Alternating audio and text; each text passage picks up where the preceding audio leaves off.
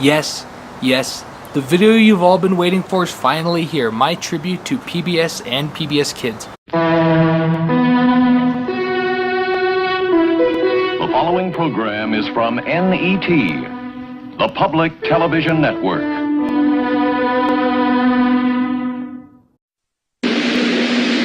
This is PBS, the Public Broadcasting Service.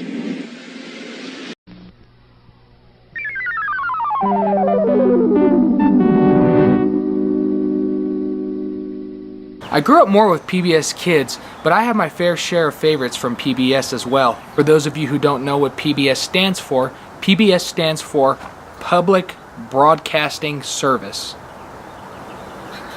PBS has been a part of my life ever since I was a young kid.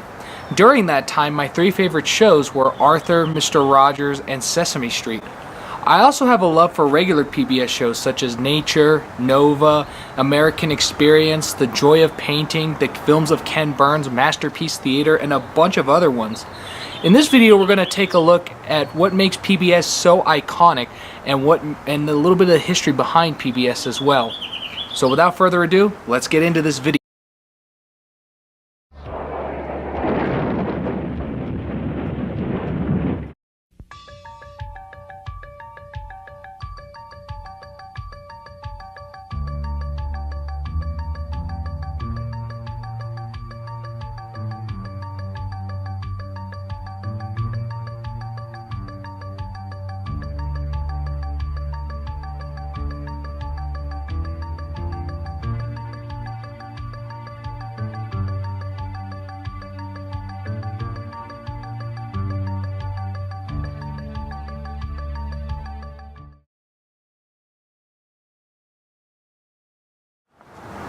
PBS launched on October 5th, 1970.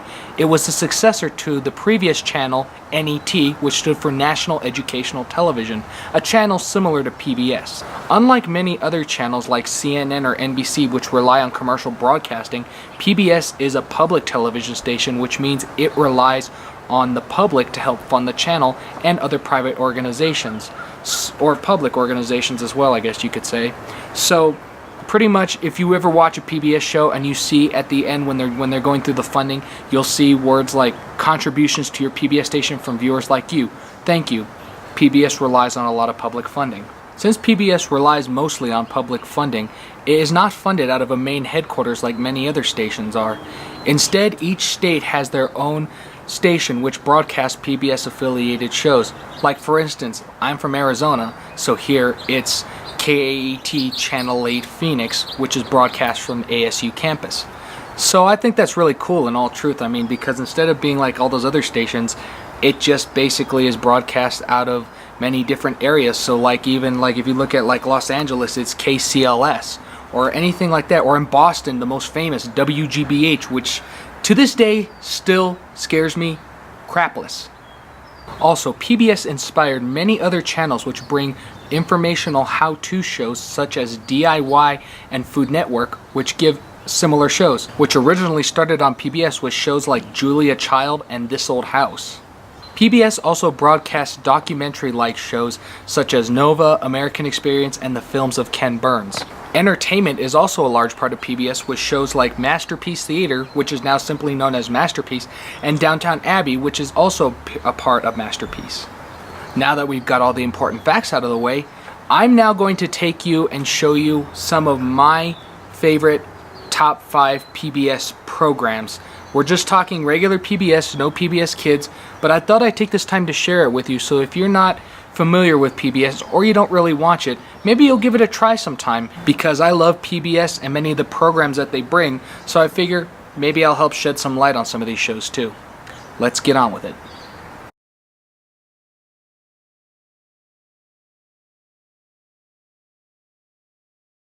Nova. Nova was my go-to in science when I was taking biology. It provides factual information and went in depth with how science and our world works. Aside from being just a helpful tool in science class, Nova is considered one of the highest rated science television shows out there. So if you want to watch something sciencey or you need help with science, go check Nova out.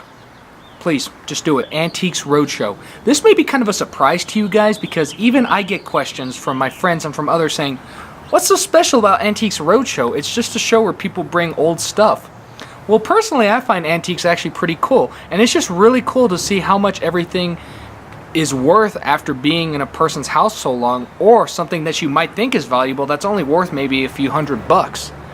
But either way, Antiques Roadshow is a cool show. I mean, it is kind of one of those shows where people just table hop, well, not people, but you know, I guess you could say, I don't want to call them judges because they're not judges, but I can't think of the word off the top of my head. But I'm sure you know what I'm talking about. The buyers, that's it. The buyers and the people who you know, the historians on these things and whatnot, who go from table to table and look at the different items there. And it's just really cool to see what people bring and what people find. And personally, you know, Antiques Roadshow, if it's something that you feel is, you know, worth it, go check it out, I guess. No, I'm just kidding. Anyways, I would highly recommend Antiques Roadshow, mostly because of the fact that if you like antiques and you like anything of that matter, you'll find a lot of cool things on that show. So it's really cool. American Experience. Now, American Experience is one of my favorite history shows of all time. Now, with me being a history buff, of course, I obviously love American Experience. American Experience is just one of those shows that gives you so much information about events in American history in such a short amount of time. So it doesn't drag on, or it's not just boring after a while. It's not something that has to hook you for very long. It's just something that they get into. They talk about what happens, get into the meat and potatoes of it, and then close it out. Now, some of them do go a little bit longer than others, but for the majority of them, most of them run about an hour. But other than that, you know, American Experience, they've covered some really big things, such as the stock market crash, aka the Great Depression.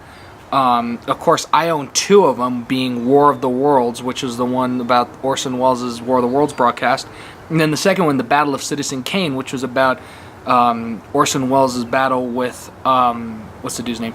William Randolph Hearst over the movie Citizen Kane, which actually came with my Blu-ray copy of Citizen Kane.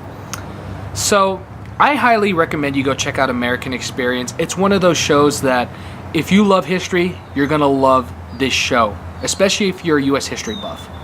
Coming in at number 2, we have The Joy of Painting, known now as The Best of the Joy of Painting.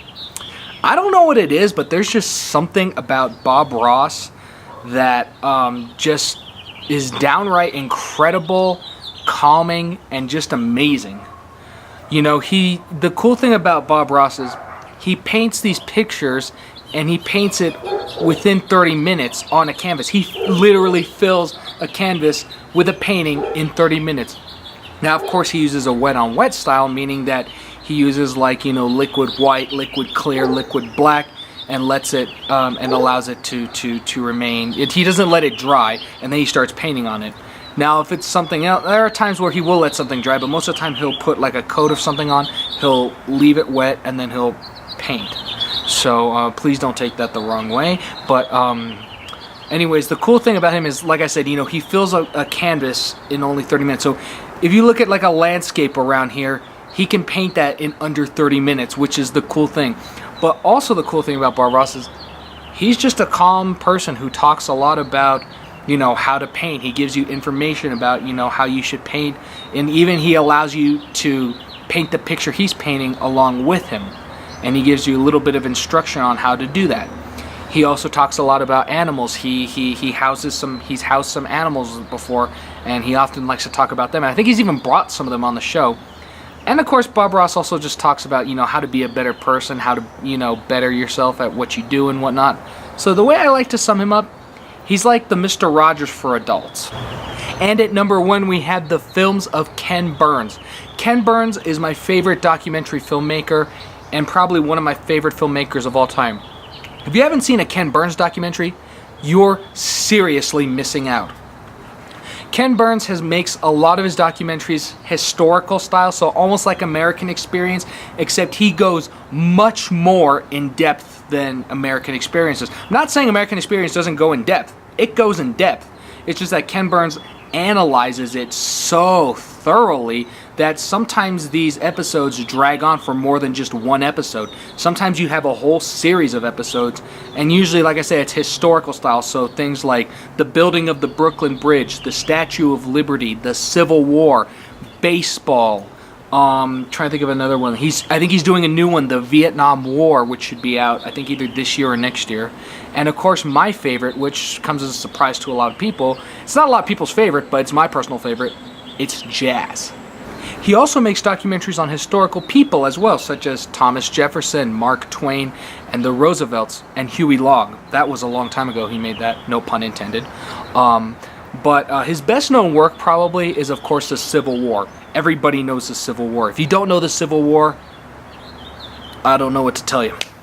The Civil War was so popular, it attracted 40 million viewers on its initial broadcast, which is the most for a PBS documentary or PBS show in general. So, if you want to take a look at a good analysis of historical events, please go check out Ken Burns. You will not be disappointed. I would personally start with the Civil War and work your way forward from there. If you want to start with jazz or baseball, go for it. But if you want to see his best, and like I said, my personal favorite's jazz. But if you want to start someplace, watch the Civil War.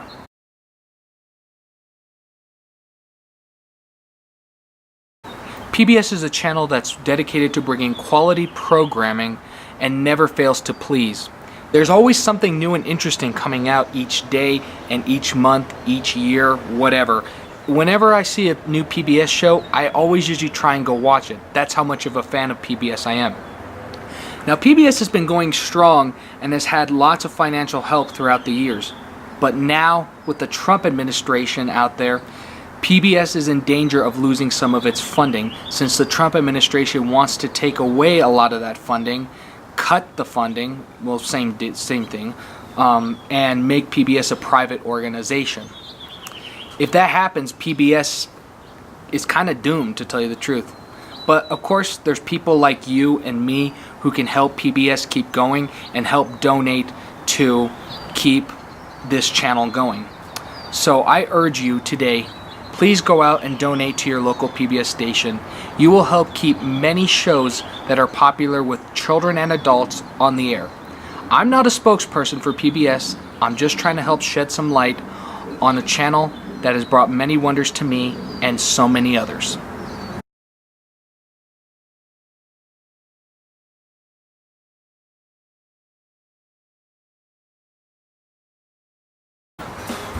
Wait, are we rolling? Which still scares me less. I'm just kidding. I'm just kidding. Let's get back to the video. PBL. Oh my gosh. PBC also broadcast. PBC. At number 4, we have Antiques Road. Oh, excuse me. Number 5, Nova.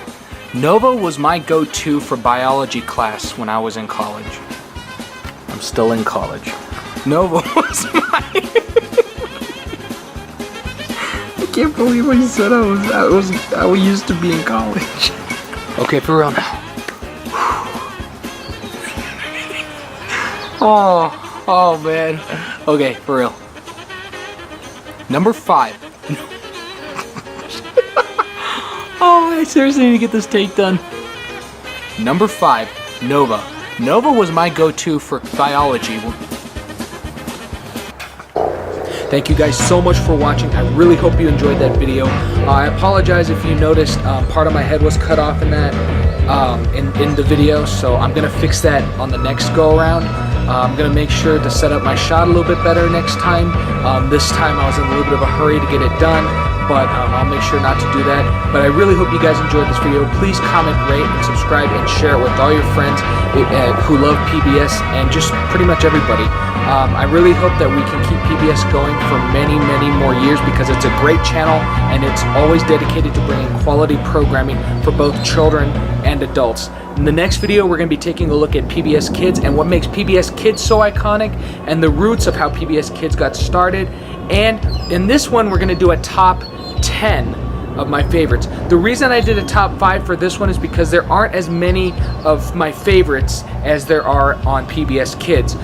I'm not saying I don't watch PBS a whole lot or that I don't like PBS. I love it. It's just when you're picking favorites, sometimes there's more on one subject than another. In this case, that's for PBS. I have more favorites on PBS Kids than I do on PBS. So we're going to take a look at that in the next video. It'll be out next Friday.